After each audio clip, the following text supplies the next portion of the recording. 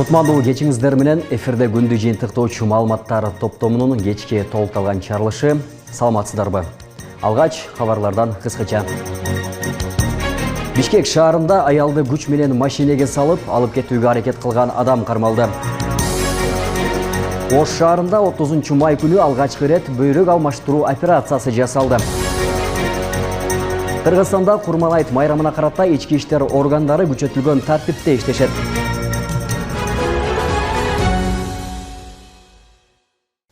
Эми ошол жана башка маалыматтардан алдыда кененирээк кабардар кылабыз. Бишкек шаарында аялды күч менен машинеге салып, алып кетүүгө аракет кылган адам кармалды. Бул тууралуу 5 июнда шаардык милициянын Ленин райондук бөлүмүнүн басма сөз кызматы кабарлады. Маалыматта айтылгандай, окуя 4 июн саат 17:40 чамасында Бишкек шаарынын Жал Кичи районундагы Тыналиев көчөсүндө болгон. Жаран өзү тааныш кызды күч менен Honda Fit үлгүсүндөгү унаага салып алып кетүүгө аракет кылган. Унаа жүрүп бара жаткан учурда жабырлануучу секирип түшүп кеткен. Жигит ага карабай кызды кайра унаага отургузууга мажбурлаган. Жолдон өтүп бараткан адамдардын кийлигишүүсү менен жабырлануучу качып кутулган. Шектүү жаран жабырлануучунун денесине залал келтирген.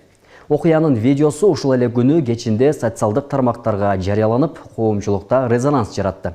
Анда машинеге күчтөп салынган кыз видео тартып жаткандарга кайрылып, милицияга чалып коюуну өтүнгөн. Видеодо кыз машинеден түшө качууга аракет кылып жатып, жыгылып түшкөнү көрүнүп турат. Милиция кыздын арызынын негизинде факт боюнча Кылмыш жаза кодексинин 37-165 беренеси адамды уурдоого аракеттенүү менен кылмыш ишин козгоду. Жүргүзүлгөн ыкчам иликтөө иш-чараларынын негизинде 1990 жылы туулган шектүү кармалып, Бишкек шаардык ички иштер башкармалыгынын убактылуу кармоочу жайына киргизилди. Азыркы учурда бул кылмыш иши боюнча тиешелүү экспертизалар дайындалып, ар тараптуу иликтөө иштери жүргүзүлүүдө. Тергөөнүн жыйынтыгы боюнча процессуалдык чечим кабыл алынат. Маркумду мазактады делген Айбек Уланов кармалып, иш козголду. Бул тууралуу Бишкек шаардык ички иштер башкармалыгынан билдиришти. Маалыматка ылайык 31 жаштагы блогерге карата расалык, этникалык, улуттук, диний же аймактык кастыкты козутуу беренеси менен иш козголгон. Соц тармактын активдүү колдонуучусу Айбек Уланов өзгөндөгү бүтүрүүчүлөр жолугушуусунан кийин Каракулжада жолдошунун колунан каза болгон аялдын окуясы боюнча жалган маалымат таратып, маркумдун ар-намысына шек келтирип, коомчулукту кыжырданткан. Ал кармалып кечирим сураган. Бирок шектүү кийин баракчасы аркылуу коомдун терс реакциясын жараткан маалыматтарды таратууну уланткан деп айтылат билдирүүдө.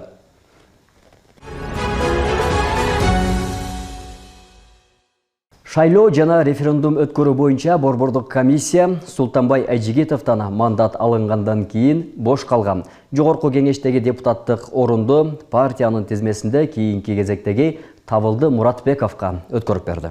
Чечим БШКнын 5 июнундагы отурумунда кабыл алынды. Депутатка белгиленген үлгүдөгү депутаттык күбөлүктү жана төш белгини комиссиянын төрагасы Тынчтык Шайназаров тапшырды. Табылды Муратбеков 30 жашта. Баласагын атындагы Кыргыз улуттук университетин 2016 жылы аяктаган. 2020-21 жылдары өкмөттүн Ысык Көл облусундагы ыйгарым укуктуу өкүлүнүн жардамчысы болуп иштеген. 2021 жылкы парламенттик шайлоодо Табылды Муратбеков Ыйман Нуру партиясында 5 орунда турган жана шайлоодо 2000дей добуш алган. Фракцияда жалпы 5 мандат бар. 67 жаштагы Султанбай Айжигитов быйыл 5 мартта жогорку кеңештин жыйынында Кыргыз-Тажик чек-арасы боюнча билдирүү жасагандан кийин алгач Ыйман Нуру фракциясынан чыгарылып, андан соң мандатынан ажыратылган. Ал мунун баарын саясий куугунтук деп атап келет.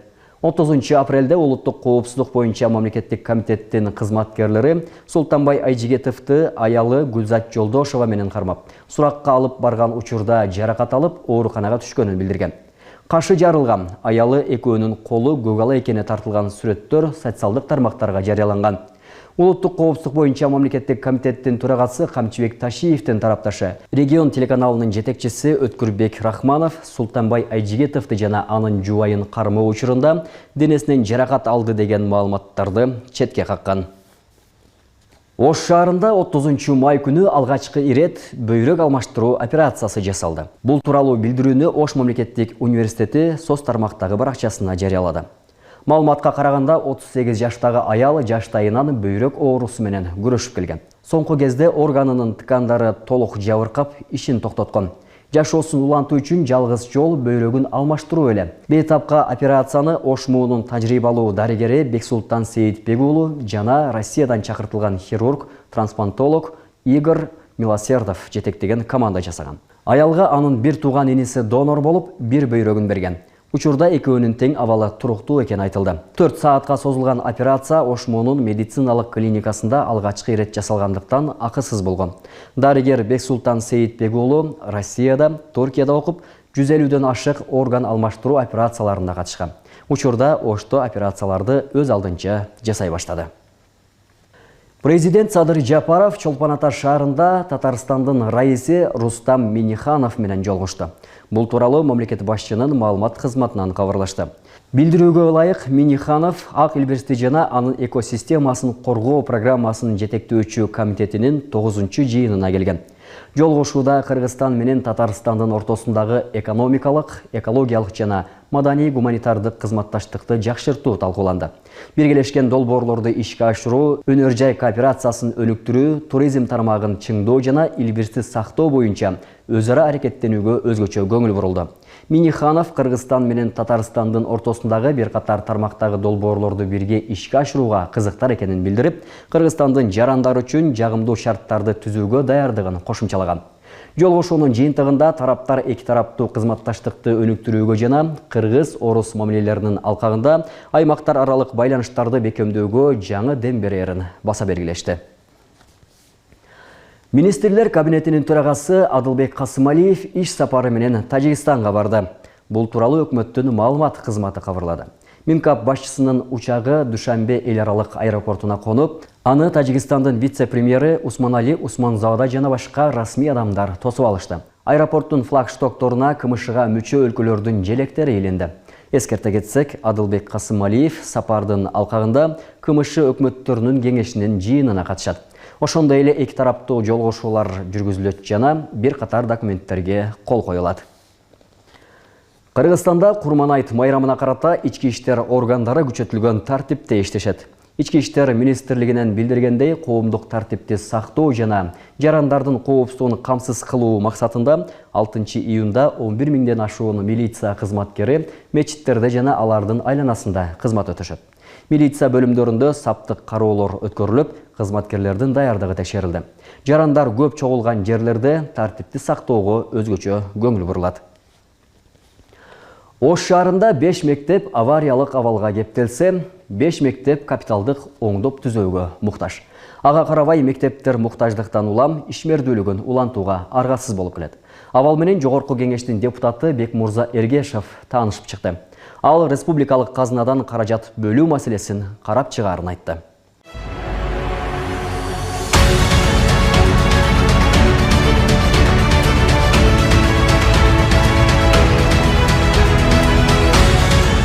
Оштогу номер 3 Ломоносов атындагы мектеп гимназиясынын имаратынын эскилиги жетип, кооптуу абалга кептелген. Сайыз учурунда курулган бул мектепке өзгөчө кырдаалдар министрлигинин пайдаланууга жараксыз деген корутундусу да чыккан. Ага карабай билим уясы муктаждыктан улам ишмердүүлүгүн улантып келет. Авариялык абалда азыр пайдаланууда жүрөт. 4 жылдан бери 2 кабаттуу имараттын 1 кабатында эле окуулар жүрүп жатат. Бул авариялык абалда кабыл алды деп 2019-жылы болгон. Ошо жылдан бери корутундусу бар. Бирок ушул малга чейин имараттын маселеси чечилбей келет. Имарат 240 окуучуга ылайыкталса, бүгүнкү күндө анда жалпы 2564 окуучу билим алат. Көйгөйдү чечүү үчүн буга чейин Ломоносов мектебине 500 окуучуга ылайыкташкан кошумча имарат да курулган. Мектеп шаардын ортосунда жайгашкандыктан келген окуучулардын саны көп, ал себептүү авариялык абалдагы мектепти жаңылоо зарылдыгы белгиленди.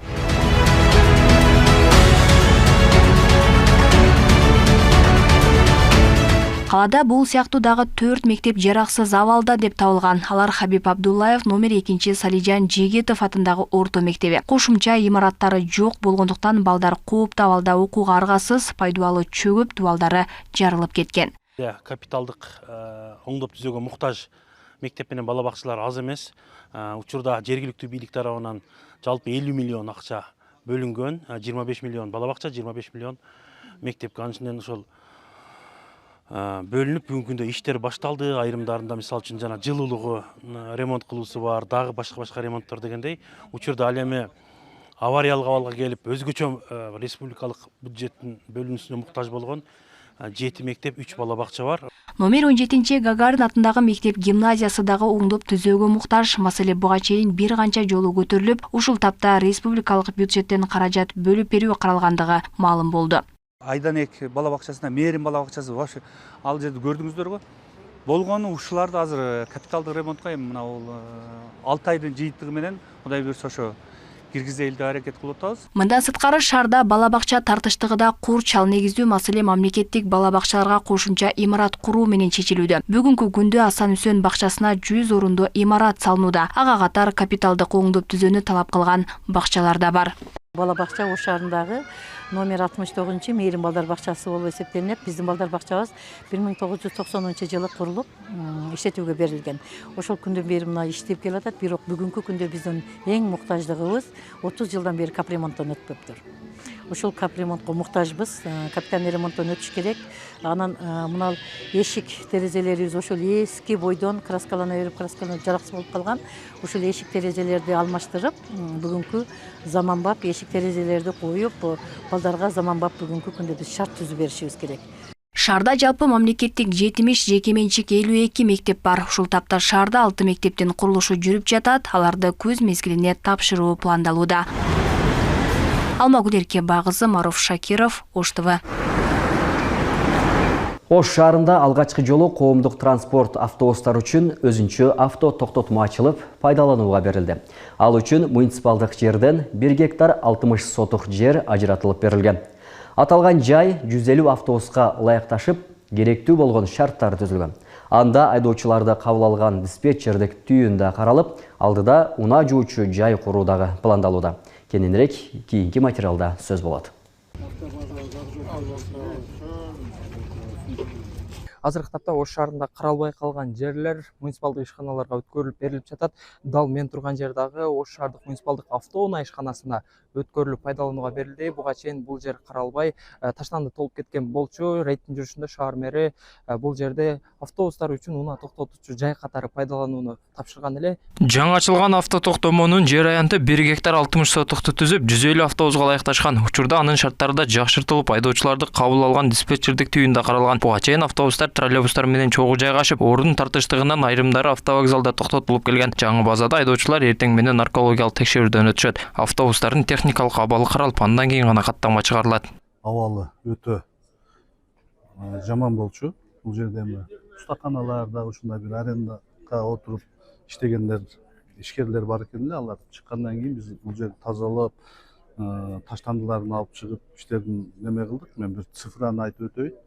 Ушул күнгө чейин биз бүгүнкү күндө 142 машина таштанды алып чыктык. Аталган база кыска аралыкта оңдоп түзөөдөн өткөн, айланасындагы курулуш калдыктары жана ар кандай таштандылар тазаланган. Шаар мэри аймактын мурда жеке менчикке мыйзамсыз өтүп кеткенин белгилеп, УКМК аны шаардын балансына кайтарганын билдирди. Азыркы тапта шаар ичинде жүргүнчү ташыган 150 автобус, 36 троллейбус бар. Шаар өнүгүш керек, шаарды өстүрүшүбүз керек. Анан жок, мен шаарда мага убакыт эле мен иштеп атам, а менден кийин эмне болсо ошондой болсун деген жана орустар айтып коет го. Код после меня код поток депчи, андай отношение кылбаш керек. Ошондой эле Жапалак айылдык аймактык башкармалыгынын айылдарын жана Кеңсай массивин суу менен камсыз кылуучу номер 2 насостук станциясы толук капиталдык оңдоп түзөөдөн өткөрүлүп, кайрадан пайдаланууга берилди. Анын негизинде 70 миңге жакын абонент таза суу менен камсыз болуп, каражат толугу менен жергиликтүү бюджеттен бөлүнгөн. Негизи бул станциябыз эски станциялардын бири, номер 2 станциябыз. Ушул вес Жапалак айыл аймагын, анан азыр будущий мына Кеңсай жаңы конушунда дагы бере алабыз. Экөөнүн ортосунда сообщение бар. Мына универсальный станция Жапалакка да, Кеңсайга да иштей бере турган кылып жасадык. Себеби дегенде, ушул жерге келип көргөндө Жеңишбек Шерматович бул станцияны көрүп, аябай начар экен деп, биз ушу реконструкция күтүп аттык, сөз жок, бул боюнча болбойт. Срочно ремонт кыласыңар, реабилитация кылгыла.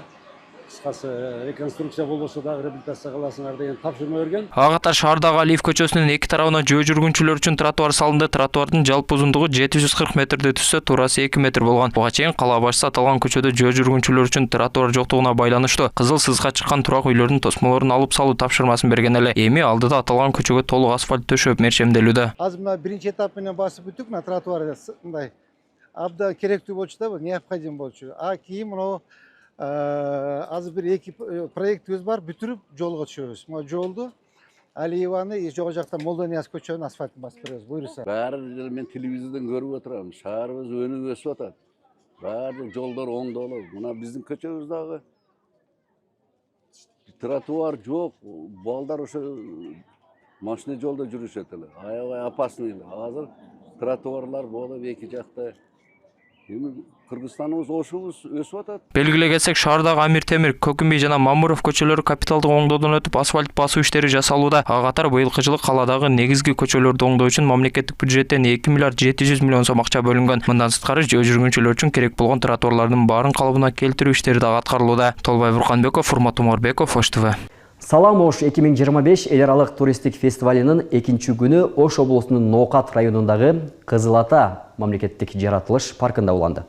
Анда келген коноктор үчүн Кыргыздын улуттук оюндарынан баштап кийим-кече, тамак аштарына чейин көрсөтүлдү. Жалпысынан 10дон ашык өлкөдөн туристтер келген.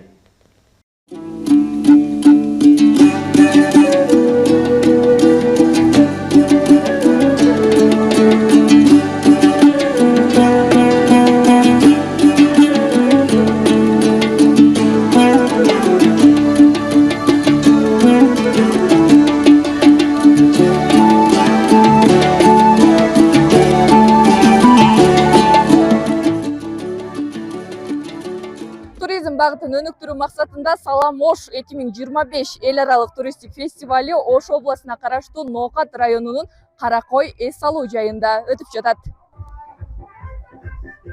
Бул фестиваль Кыргызстандын эл аралык туристтик кызматташтыгын кеңейтүүгө жана аймактарга инвестиция таратууга мүмкүнчүлүк. Ош облусунда чет элдик туристтер үчүн шарттар жакшырып, экологиялык туризмге көңүл бурулууда. Ош облусундагы туристтик жайларды көрүүгө жалпы 10дон ашык өлкө келген. Салам Ош эл аралык фестивалдын экинчи күнү өзүңөр билесиңер, кечээ күнү Ош шаарында көргөзмө жарманкабыздан баштаганбыз. Бүгүн фестивалдын өзү башталып атат. Мынакей ушул биз ушул Ноокат районунун Каракой жайлоосунда бекеринен тамдап алган жерибиз жок. Анткени бүгүн ушул Ноокат жергесиндеги туристтик потенциалдын баардыгын чагылдырып берелик деп атабыз.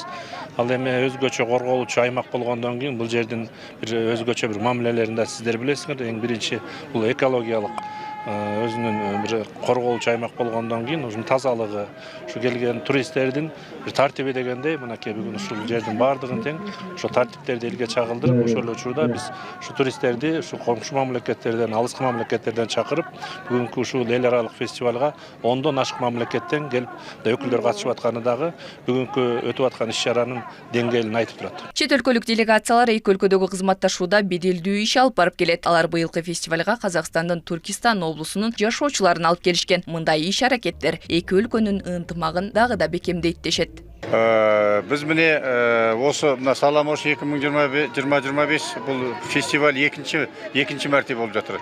Сол бірінші ашылған кезінен бастап өте белсенді қатысып келеміз. Соның ішінде мысалға дәл осы жолы, биылғы жылы мына Салам Ош 2025-ке Қазақстаннан арнайы делегация келді. Қазақстан Республикасынан, Түркістан облысынан. Өйткені Түркістан облысы мен Ош облысы бауырлас облыстар.